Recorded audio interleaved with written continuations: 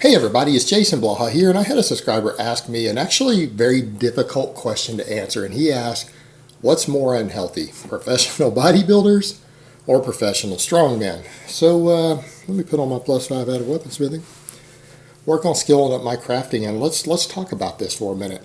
The reason this is difficult to answer is because, a lot of people act like these are areas of fitness or something to be in either one of these, and they're not. They're both extremely unhealthy. It is virtually impossible to be in really good, perfect health and be competitive in either of these endeavors. You just can't. And people will say, well, anything competitive is extreme and unhealthy. Anything competitive and extreme can be unhealthy. Doesn't mean that it's guaranteed to be. It just means that there can be risk associated with it. It depends on how far you take these things. Meaning competitive distance running, let's be realistic here. Probably not particularly unhealthy. Competitive strongman, competitive bodybuilding, oh, fuck yeah. Competitive powerlifting at the elite level, fuck yeah. Very unhealthy. Absolutely unhealthy.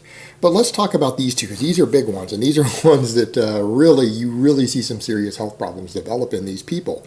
Number one, let's compare the two here, because there are some differences. Drug use. Who uses more drugs? I don't know. We know pro bodybuilders probably use more drugs than anyone else on earth.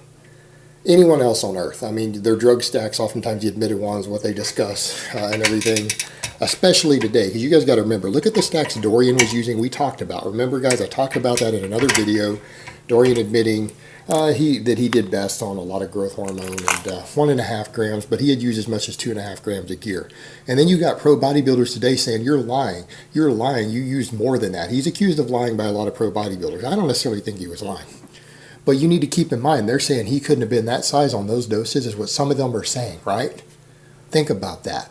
They're bigger today, which means a lot of these pros out there today think Dorian probably was on more than he said he's on. But a lot of them are carrying 30 or 40 pounds more muscle than he had, which means they're using a lot more than what they thought he was really on. Think about that. That's a lot. Rich Piana admitting and saying he's conservative. He went up to 4.5 grams with a bunch of growth hormone, IGF-1. All right, he said, I'm not even using that much. What are you guys talking about? And a lot of people backed him on that. So think about that in terms of pro bodybuilding. That means that 4+ grams isn't even considered unusual combined with multiple other drugs. All right, there's no way you can use that many anabolics and have good blood work. It can't be done. Your health markers are going to look terrible. All right, how much are strongmen using? I don't know. Is it as much as pro bodybuilders? Probably. It very well might be. Again, look at the size of these guys. It wouldn't surprise me if it's that high. It might be lower. It might be less. But I guess it's going to depend on the individual person now, isn't it? But either way, I promise you they're using a lot. They're using enough to harm their health. So can we say which one is more unhealthy? They're probably not. They're probably both using so much that using any more than either of them use from one to the other probably wouldn't affect your health any worse. Because you can only develop so much toxicity from this stuff. Your blood pressure can only go up so much. Your HDL cholesterol can only go so low. When it hits 0, it doesn't go any lower. So it's probably not any more unhealthy on your cholesterol when it's already stuff is capped at the extremes already. Probably not much worse you can do. So neither one there. How about body weight? They both weigh too much. Both of these groups weigh way too much. Now, do the strongmen overall weigh more? Yeah, absolutely. Is that probably a greater strain on their heart? Yes, absolutely. But you need to understand a lot of your pro bodybuilders are shorter guys. Shorter guys live longer than taller guys in general due to stress on their body. So it's not necessarily what's going on here. The bodybuilders, again, the reason most pro bodybuilders are like 5'7", 5'8", 5'9", because if you get taller than that, you can't look big enough to be competitive. By being short, they look bigger. With the amount of muscle they have, it changes their proportion. So those are the guys who do best. Now you need to keep in mind, some of these guys who are 5'8" are still hitting 300+ pounds in the off season. All right, they're still enormously overweight. Enormously overweight. Do the strongmen have more body fat? Yeah, definitely have more body fat. But you got to compare that to the off season for the bodybuilders too. Some of them get pretty fat in the off season. So on the weight end, yeah, strongman is probably more unhealthy. But bodybuilders do something just as bad as being overweight. They yo-yo diet to the other extremes. We know that getting excessively lean is as dangerous for you as carrying an obese amount of body fat. All right, we know that it puts the strain on your organs. It affects your body in a negative way. It can damage your organs. All right, so bodybuilders get excessively lean, which is going to put a stress on their body also. Now, is that going to put as much stress as being 350 pounds year round? Probably not. But the bodybuilder's yo-yo diet.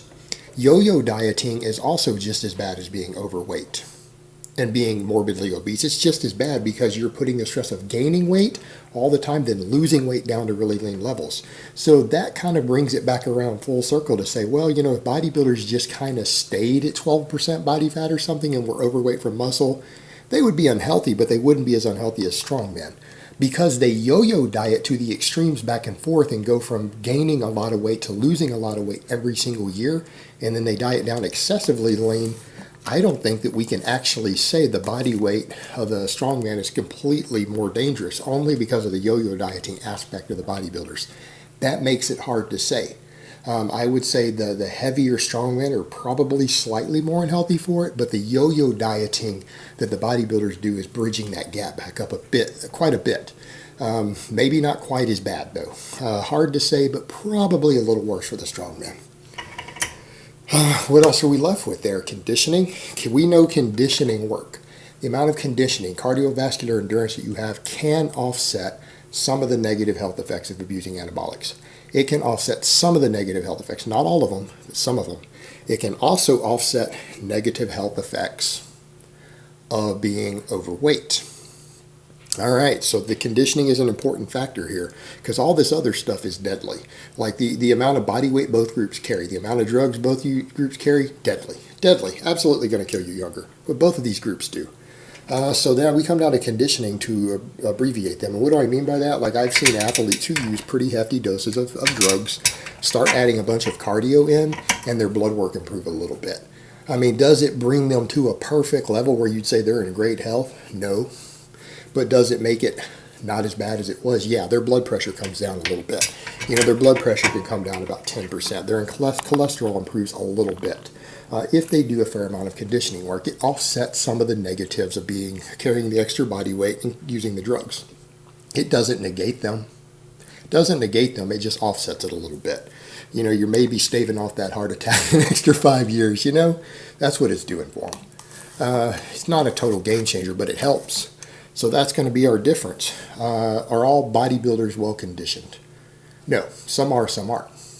Are all strongmen well conditioned? Yes, 100% of your pro strongmen are well conditioned. And I mean conditioned in the athletic sense, in the medical sense, not the weird word bodybuilders use for the amount of body fat you have. Conditioning is your stamina, how well you handle cardiovascular events, how much endurance you have, how much stamina you have, your cardiovascular health.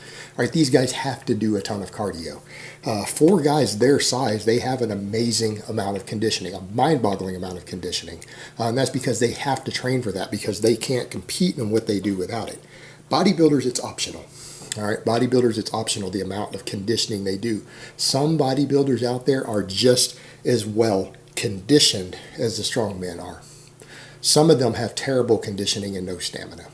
It absolutely depends upon the individual lifestyle of the pro bodybuilder. All of them do some sort of cardio, but doing just a little bit of some sort of cardio is not necessarily the same as being very well conditioned. There's wide varieties in how much endurance work and cardiovascular work you do and how conditioned you are. The edge is going to go to strongmen because they're required to be more conditioned. That will offset some of the negative health effects, and I want to stress that again. It'll offset some of the negative health effects, but not all of them, and probably not even half of them. With bodybuilders, because it's optional and there's a bigger mix of conditioning, the advantage is going to go to strongmen there as far as that one as far as them being healthier. So ultimately, here's what we come down to. We've got 3 categories to look at to determine which of these groups is more unhealthy than the other. Number 1, the drug abuse. It's pretty well even. We could probably guess it's probably pretty even. Number 2, the body weight, slight disadvantage Disadvantage going to the strongmen, but it's still bad for the bodybuilders. Then we come to conditioning in favor of the strongmen, with some bodybuilders being equal. But so then the favor goes to the advantage goes to the strongmen. So basically, if we were to score it, we got tie. One more unhealthy aspect to the strongmen, and then on the other one more unhealthy aspect to the bodybuilders as an overall demographic. It's not talking about each individual person, but as a group. So I would say overall it's probably a tie.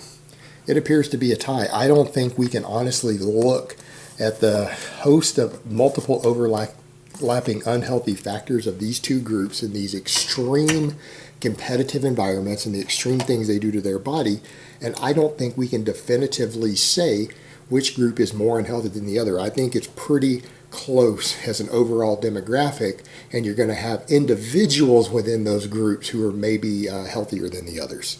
But as an overall group, I think it's too close to call. I think it's too close to call. But if your concern is actual real health and fitness, you need to fucking run from either one of these endeavors. You have no place in it. As much glory as they might have, they're certainly not healthy and they're certainly not fit. But, you know, who am I to tell people what their passions in life would be? I would also tell people who love base jumping as their passion in life that, hey, that's really fucking dangerous. But you know what? It's what makes them happy. So, you know, what more can you say about it? All right, guys, but that's really all I have to say on that today. I hope it's been informative, and I will talk to you guys next time.